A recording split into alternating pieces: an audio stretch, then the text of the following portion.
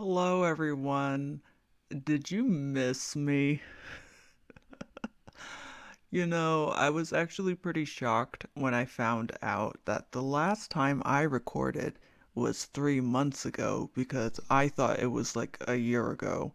So much has changed within the 3 months, you have no idea. But, anyways, I'm back officially. Hooray!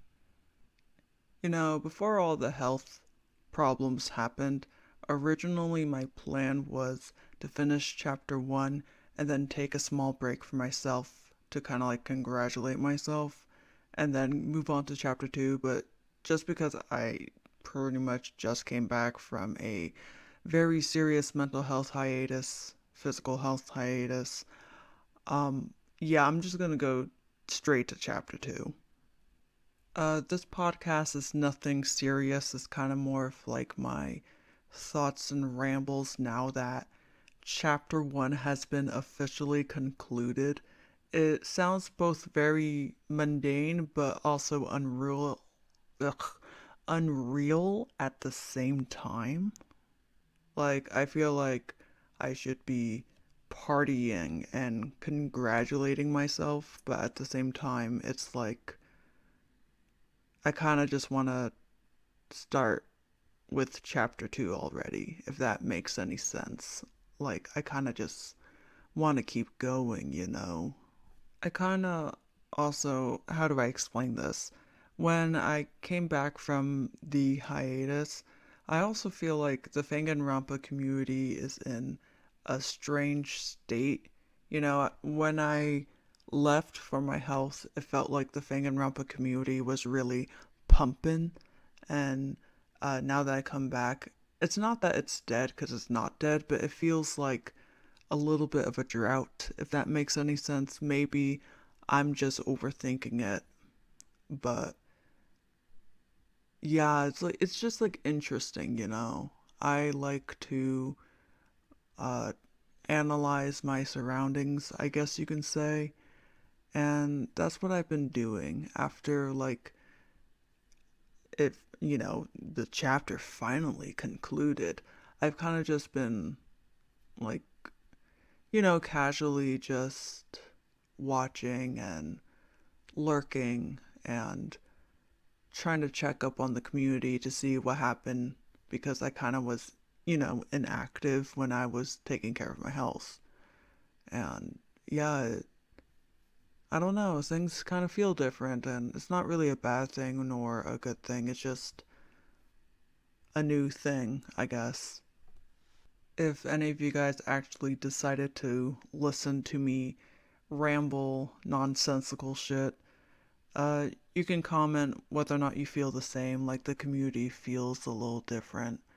Then again, things change over time, and the health hiatus was way longer than expected, so, I'm just witnessing the before and after, but I wasn't here for that journey, so who knows, maybe you guys feel like it's the same as usual, it's your normal because you saw it change daily, and I'm just coming back like, huh, this shit feels different. What up? I don't know. I'm just rambling. The only thing that I hope about like my chapter 1 is that I set a reasonable bar for myself, and I will try my best not to go lower than that bar, but I hope that like my chapter 1 is just like the bar, if that makes any sense. I know some people try to say you want to make your chapter the best of the best each time, but I do feel like having a reasonable bar for yourself on the quality or what you're aiming for is also a good thing because I feel like when you're constantly trying to overachieve your past self, you can find yourself burnt out or you feel like you're like in some kind of corner that you can't get out because you put yourself in that corner. And it's always good to understand that it's okay to be your own high achieved average, if that makes any sense. I don't know. half of my rambles are just like my nonsensical thoughts, and the other half is like, I want to give out some advice and tips to anyone who actually decides to listen to my rambles. Woo. Yeah. Ugh. My ADHD is showing. Sorry, my brain goes all over the place and nowhere and everywhere at the same time. It happens a lot. Well, I mean, if you're used to listening to my ramblings, you already know this by now because same mode, same mode. My thought process is going all over the place, and my vocals are reflecting it very well, probably. Anyways, what was I planning to say next? Give me a moment. Oh, yeah, okay. So now that chapter one has concluded, the thing that I really want to do, in general, this was always the plan since before chapter one concluded, which was that I can now look at chapter one and kind of like give myself my own personal critique on where I want to improve. Um, I mean, there's certain things that like I already knew I was going to try to improve anyways, since like, the beginning of chapter one. Oh, hiccups. Uh, Fun fact, do you know that actually throughout all of my podcasts I keep deleting the hiccups because I have a chronic hiccup problem? Part of me wonders maybe I should stop trying to delete it, but the other half is like, no, no, no, no, no one wants to listen to you hiccup. Maybe I should have this podcast ramble to be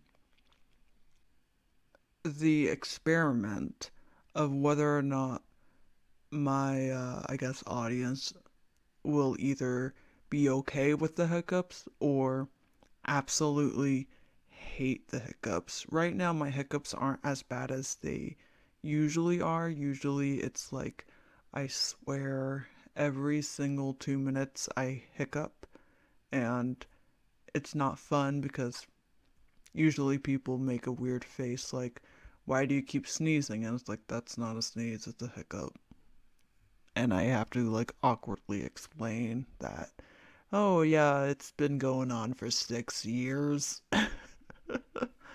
And the doctor can't explain it because miraculously, every single time when I go to a doctor, suddenly the hiccups stop and they're like, I don't see anything wrong here. And I'm just like, oh dear, why this has happened to me. Uh, what was I talking about before? Let me rewind and go back 1 second. Right. Self-criticism. The thing that I plan for chapter 2, without like spoiling anything obviously, would be like to give more, like, I guess, development towards characters that weren't as developed, because I am aware that chapter 1 not everybody was developed evenly. I do feel like each character had a little bit of decent characterization, but clearly some characters got way more development than other characters, which is really normal and bound to happen, and you shouldn't like view yourself as like a failed writer just because certain characters are more developed than other characters. It's pretty rare that you'll ever come across any series where every single character is equally developed, unless the cast is very, very small. And 16 plus people is not a small cast. A small cast is like 4 people. So, like, if you're, a Danganronpa creator listening to this and you feel bad because you feel like there's a huge imbalance between the character development in your very chapter 1, don't feel so bad. That's pretty fucking normal, to be honest. I don't like the idea of putting so much expectation on what is essentially a novice writer and like making them feel bad for something that's really normal, to be honest. Anyways, I feel like I'm saying the same thing over and over again. Moving on. But yeah, chapter two, I'm definitely going to develop characters that didn't have the same amount of development, or just like they need a bit more. And also, I want this is something that I always love doing. I like to have a character and then show a different side of that character. Um, because it's fun to watch how people's opinion on the character changes, you know? It's kind of like in chapter one, slash prologue. I guess this is the minor spoiler if you haven't seen the prologue or chapter one yet, but to be honest, why on earth are you listening to my rambles if you haven't even seen the prologue or chapter one? Unless if you straight up don't care. But like in chapter one of the things, if you were with me, with my like Fang and Rampa since the very beginning, one thing that you would notice that originally when Masaru Tomita was introduced, you know, the haha green boy weed man, whatever, a lot of people really liked him because they thought he was going to be a nice, chill dude. But during the prologue, and more so during chapter one, they realized that he had a different side to his personality where on some situations he can be chilled, but in other situations he's actually kind of more sadistic and manipulative and kind of a, you know, kind of a cunt. Uh, um, and seeing how people's opinion on this man go from chill weed man to ooh, he's really suspicious and kind of antagonistic was really fun and interesting to watch. Another thing another thing that was fun to watch was seeing like how far I can go with a character's flaws, to see like a turning point, to see whether or not people are still really liking this character, or there's like a point where they're like, okay, I think you're going a little too far. That one of those characters that I could think of would be like Yua Kaneko. I know a lot of people liked her because she was very um, smart, intelligent, kind of emotionally cold, and relatively a mean girl.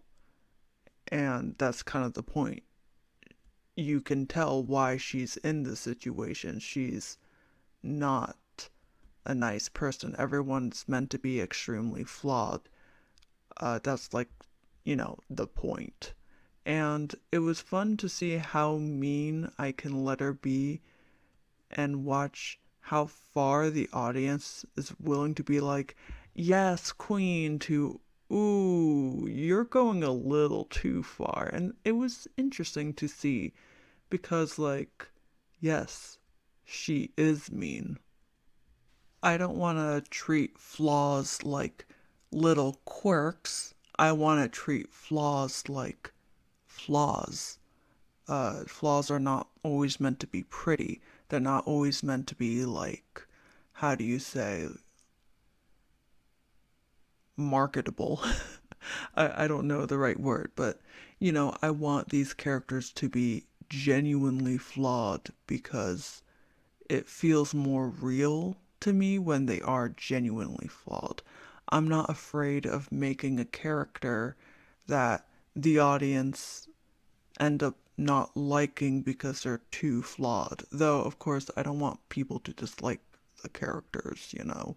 But I don't mind making a character very flawed. I don't mind making a character with flaws that are less, again, marketable to like the audience. There's this bias.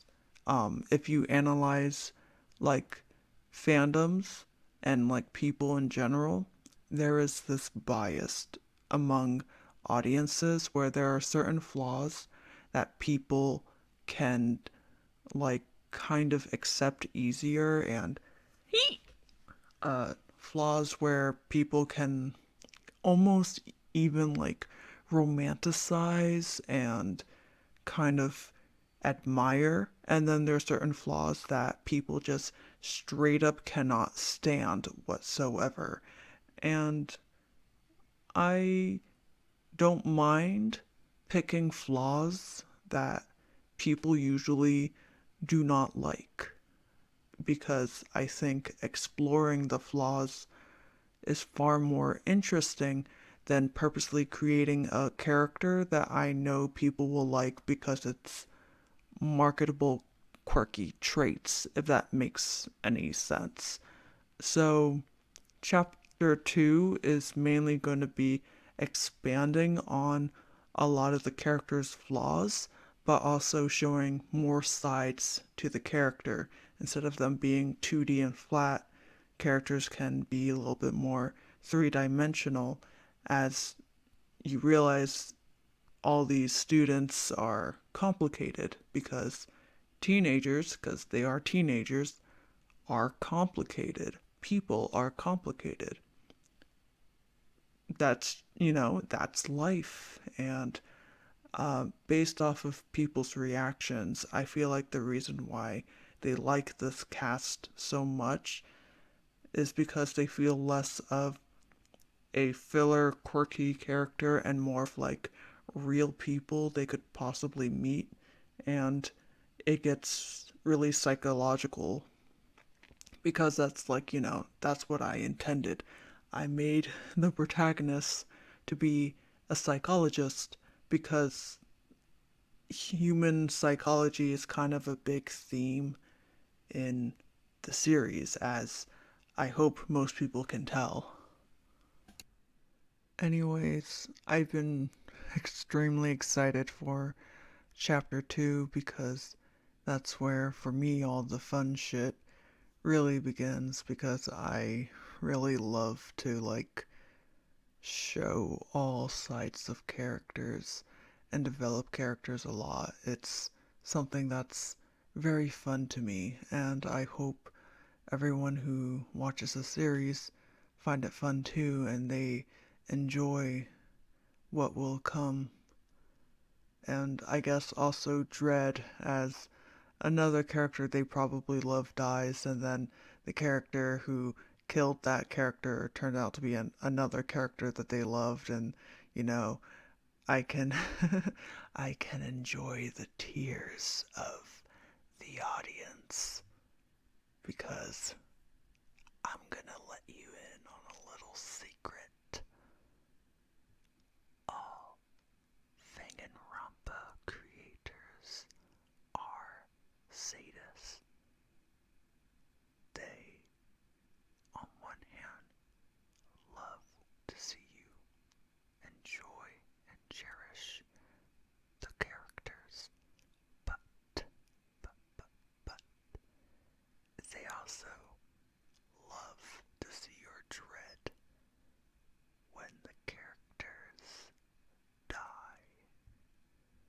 Every single creator is secretly like this. I can promise you that. Anyways, with that little secret message out of the way, I hope you enjoy, I guess, my relatively short rambles, considering what I can possibly be known for. I think the longest time I have continuously talked to someone, which was actually on the phone, so it was the back and forth, was probably 9 hours. And I was still ready to go for one more hour, but the other person got tired. Uh, yeah, so people are kind of shocked when they found out that I'm not actually an introvert, but rather an ambivert, or however the fuck you pronounce that correctly. I'm one of those, so sometimes I need my talks, and then other times I need to hide in a cave and be relatable on the internet or whatever. I'm sorry, I'm being mean for no reason. Anyways, I hope you guys enjoyed the video and the little ASMR at the end. But likewise, I hope all you guys are excited for Chapter 2, as I am quite excited for Chapter 2, and, the usual shut up, Ray, end the video. Bye-bye.